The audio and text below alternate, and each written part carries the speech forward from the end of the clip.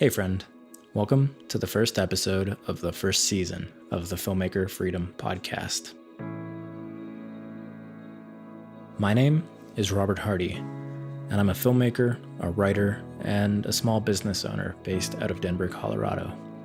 I want to tell you a little bit about how this season is going to work, because I don't think it'll be quite like any other filmmaking show you've ever heard. So the first thing you need to know is that this entire season, all 10 episodes of it, will revolve around one central theme, and that theme is how to become a successful filmmaker in the modern world. So here's the deal. Being a filmmaker these days is both incredibly liberating and pretty frustrating at the same time.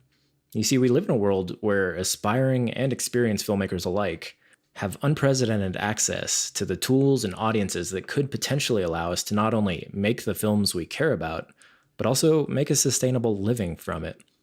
And from talking to indie filmmakers these past few years, both on my blog and on social media and all over the place, I found that that's what an overwhelming majority of us actually want. Not to be rich and famous or have a shelf full of Oscars, but to be able to support ourselves and our families through telling the stories that we actually want to tell. But the truth is that a vast majority of us don't live anywhere near that ideal scenario.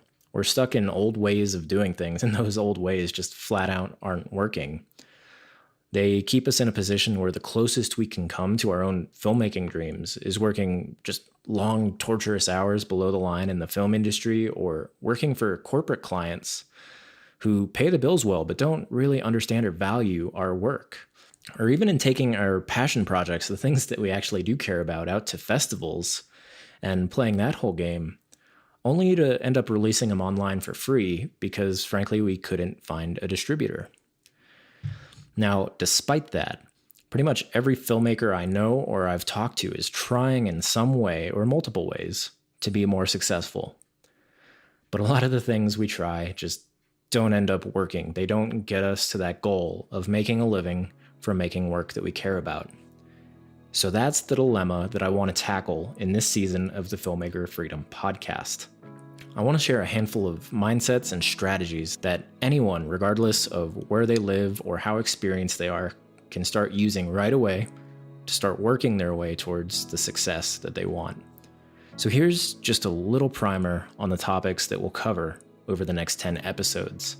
So first up, we're going to dive into the elements of filmmaking success, or some of the things that really have to be in place in order to succeed. And not just with filmmaking, but everything you do. We're going to talk about the idea of taking small daily actions and doing that consistently, and using that as a means to build up to bigger things over time. We're going to dive into the three primary ways that filmmakers can make a living in the modern world. That being the film industry, doing client work or being a freelancer, and making a living with original films. But that last one, which I'm sure a lot of you are interested in, probably isn't going to be what you expect. We're also going to talk about something that nowhere near enough people are talking about these days, and that's the importance of diversifying your income so that you can overcome the feast or famine that comes with a lot of creative work. Then we're going to dive into the craft and interpersonal side of things. We're going to talk about finding an artistic voice that is uniquely your own so that you can actually stand out from the crowd and stop imitating what others are doing. We're going to talk about building up your ideal body of work and a few of the best ways to start doing that quickly without having to spend 10 or 20 years making films. We're going to talk about overcoming perfectionism, anxiety, and fear, and just some of those psychological forces that prevent us from doing our best work. I'm going to talk a little bit about building a team, becoming a great leader and collaborator, because the truth is that filmmaking is a team sport. And when you've got a great team in place, you can accomplish great things. And lastly, we're going to talk about success boosters, which are essentially practices that have nothing to do with filmmaking, but once you start integrating them into your life, they will dramatically impact your ability to succeed in the world of film. So, that's a broad overview of what we're going to be covering this season. If all of that sounds good to you, or if any of those piqued your interest, I'd love it if you'd stick around and join me as we dive deep into this giant, messy topic of filmmaking success. So let's get to it. So the topic for today's show is one that really hits close to home for me. And it's this idea that you, and you only, have the power to choose your own definition of filmmaking success. Now, in a moment, I'm going to tell you the story of why this is so important to me. However, before we dive into any of that, I want to tell you a little bit about Musicvine, the cool company sponsoring this first season of the Filmmaker Freedom Podcast. So, you have a lot of choices these days when it comes to finding music for your films and video projects, but Musicvine truly stands above the pack. Not only is it refreshingly straightforward to license music you'd actually want to use in your films, but it's also genuinely affordable, even for indie filmmakers on shoestring budgets. And the best part is, the music is all thoughtful, expressive, and genuine.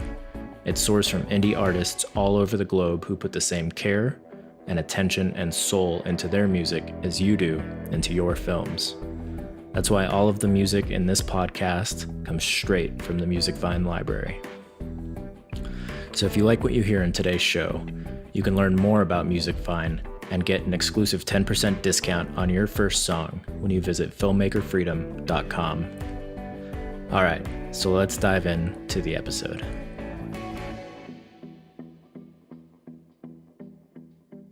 So I have a question for you. What does filmmaking success mean to you? I mean, really think about it. Imagine what it would look like and what it would feel like to be truly successful, to be where you want to be. Now, here's the follow-up question that might make you a little bit uncomfortable. Did you arrive at that definition of success on your own, perhaps through a process of figuring out what it is you value in life, and then aligning your goals with those values? Or did it come from somewhere else, someplace outside of you? We're all influenced by society and culture in some way, mostly by the stories that we hear and by the expectations that those stories place on us. And for filmmakers, there are quite a few common stories about what it means to be successful. For instance, on the industry side of things, we see A-list directors and producers and actors, and we think to ourselves, oh, that's what it means to be truly successful in film. Or maybe we just want to work as a writer or an editor or a cinematographer, and the higher you go in the industry, the more successful you are. Or perhaps you're interested in indie filmmaking, and you might see certain directors who get into all of the major festivals every time they release a film. And then you think, I will be successful when one of my films makes it into Sundance and gets a distribution deal. Or maybe you just want to make cool original videos, in which case success looks like having 1 million subscribers on YouTube and landing all sorts of lucrative sponsorship and influencer marketing deals. These are the stories that filmmakers are bombarded with day in and day out. And the more we hear these stories, the more they become part of us. The more we internalize them and start believing that those are really the only legitimate ways to be successful. But as you're about to find out, that's kind of a dangerous proposition, because when we chase definitions of success that aren't in line with our values, there's a very good chance that we'll end up miserable and deflated. And I know this because I've been there. So here's my story.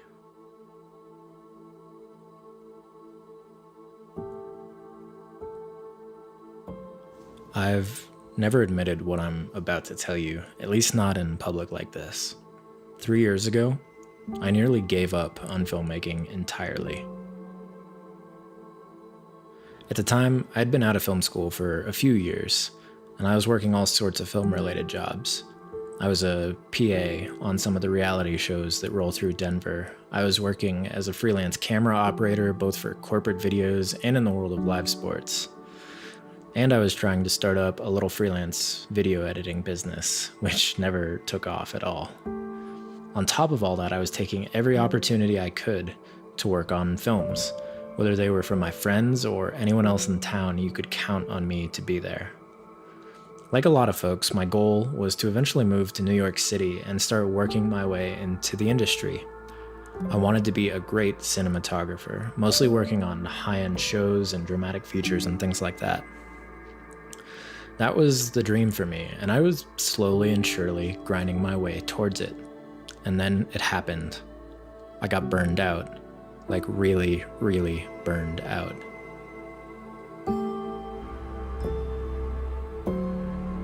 It felt kind of like a massive wave of depression and anxiety and apathy hit me all at once. And it got to the point where I had no idea if I even wanted to keep going with film. Frankly, it was devastating. I'd spent so many years and so much energy and money pursuing the filmmaking dream, and here I felt like I'd be completely miserable unless I just gave it up. So I did what any reasonable person would do in this situation. I took some time off just to think it over a little bit. And while I was relaxing in the eye of this existential storm, I realized something. I realized that I absolutely hated making my living the way I had been. It was exhausting, low paying, and more often than not, I wasn't working on projects or with people that I connected with in any meaningful way. Frankly, that wore me down to the point of being irritated by filmmaking instead of inspired and driven by it. I knew that I wouldn't be able to endure years and years of that kind of work so that I could quote unquote pay my dues and start working my way up the ladder of the film industry. It just wasn't going to happen. So I found myself at a crossroads. I could either choose to give up on filmmaking and just do something completely different with my life, or I could find a way to make filmmaking work for me in a way that actually makes me happy.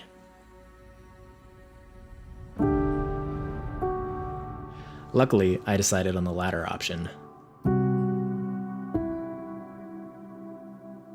And my tool for making that happen was changing my definition of filmmaking success.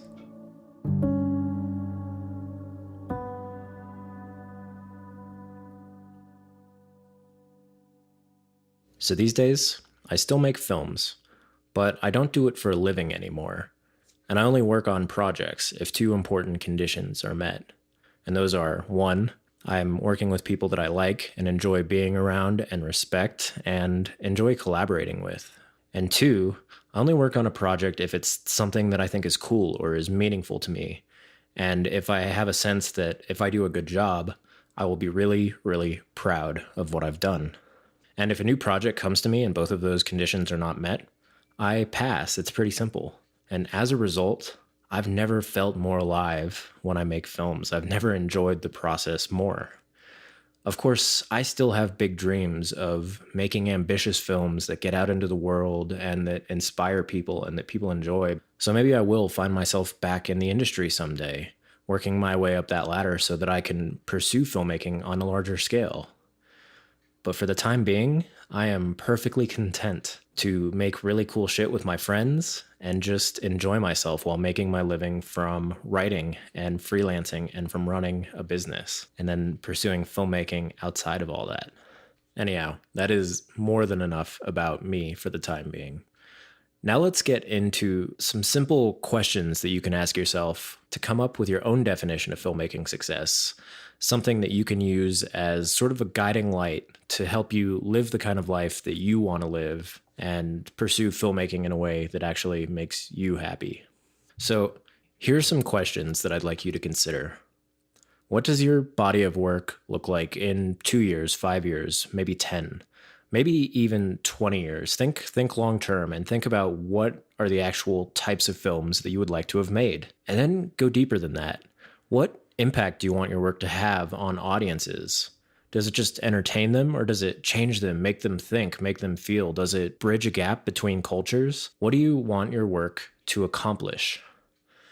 What is the ideal balance between work that you do for money and work that you do for yourself to be proud of? Or are those one and the same?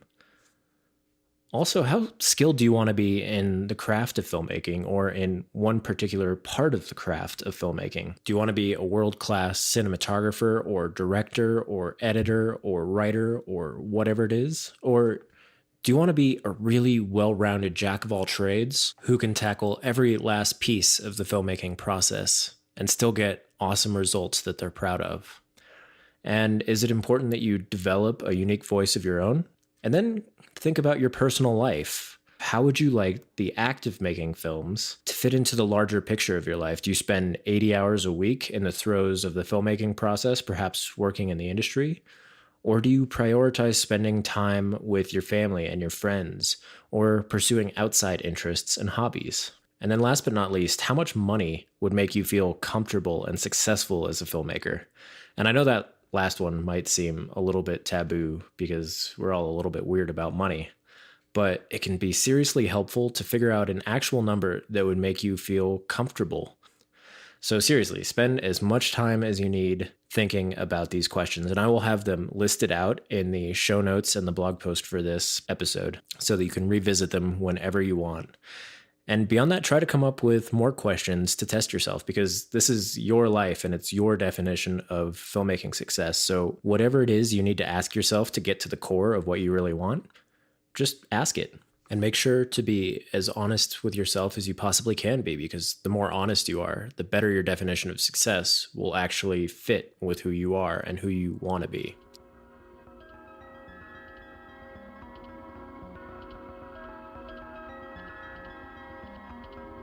Now, I've been talking about this idea of defining filmmaking success for yourself for about a year now on Filmmaker's Process and on other podcasts and all over the place.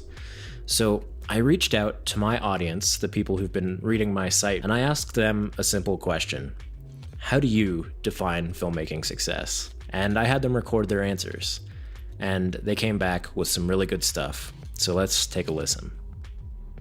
To be a successful filmmaker, for me, it means my work has a positive impact and influence on others.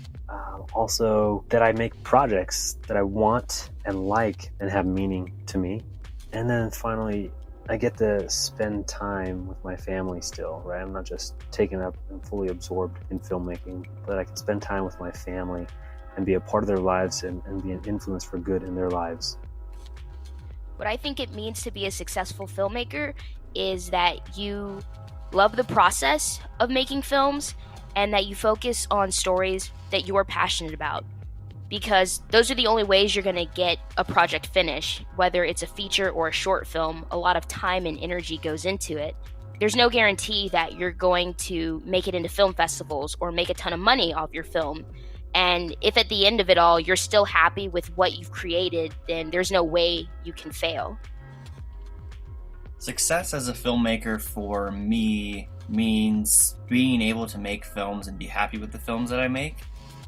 For a long time, I had different ideas about what success meant, about being successful in a way that was more about the financial situation. But now that I found a marketing job that I really love and I make enough money to live off of with that job, now I feel like movie making is really more of a passion of mine that I can do at my own pace, which is good because the movies that I'm interested in making now are much larger in scale, which means they take longer to make, which means making a living off of that is increasingly unrealistic.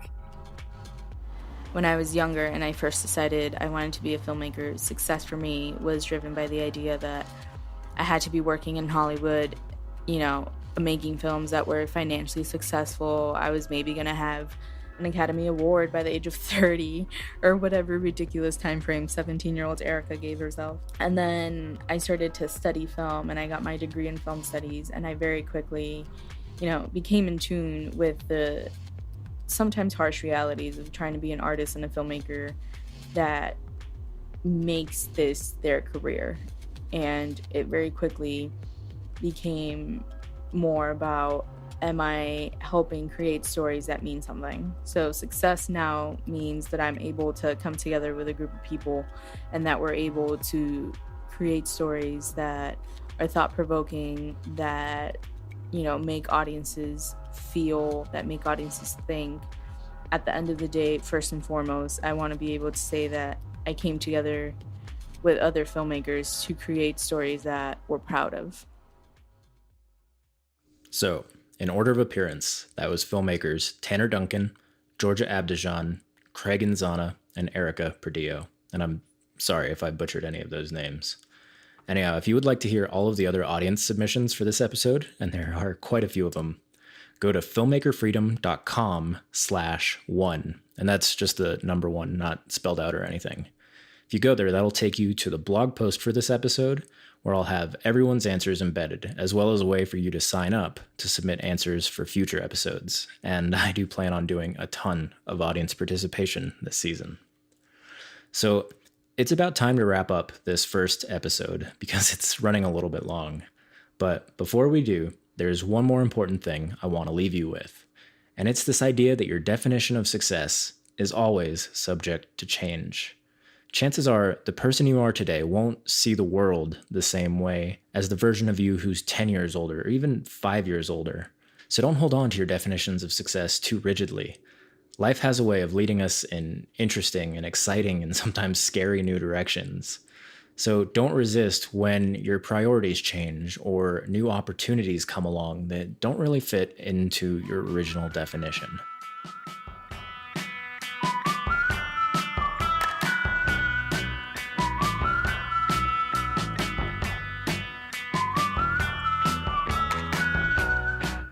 Anyhow, that's all I've got for the first ever episode of the Filmmaker Freedom Podcast. I really sincerely hope you enjoyed it and that you're excited for all of the cool stuff to come, because I really do think that I've got a lot of interesting and valuable ideas to share with you over the course of this season. Ideas that will help you become more successful in the world of film.